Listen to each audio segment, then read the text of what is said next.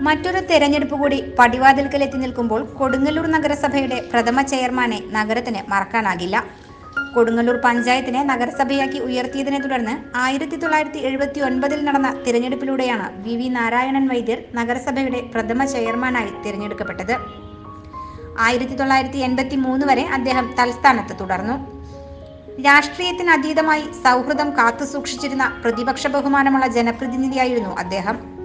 കൊടുങ്ങല്ലൂരിലെ സമ്പന്നവും പുരാതനവുമായ വള്ളാംപറമ്പത്ത് പണിക്കശ്ശേരി തറവാട്ടിൽ ജനിച്ച ഇദ്ദേഹം ചെറുപ്പം മുതൽ കമ്മ്യൂണിസ്റ്റ് പ്രസ്ഥാനത്തിൽ പ്രവർത്തിച്ചിരുന്നു.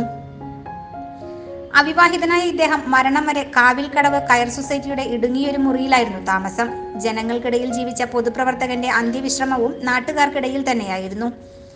നാരായണൻ വൈദ്യരുടെ മരണത്തെ തുടർന്ന് കൊടുങ്ങല്ലൂരിലെ മുഴുവൻ രാഷ്ട്രീയ പ്രസ്ഥാനങ്ങളുടെയും പൗരാവലിയുടെയും അഭ്യർത്ഥനയെ മാനിച്ച് നഗരമധ്യത്തിൽ മുനിസിപ്പൽ ബസ് സ്റ്റാൻഡ് ജംഗ്ഷനിൽ ഇദ്ദേഹത്തിന്റെ മൃതദേഹം സംസ്കരിക്കുകയും സ്മൃതി മണ്ഡപം സ്ഥാപിക്കുകയും ചെയ്തു.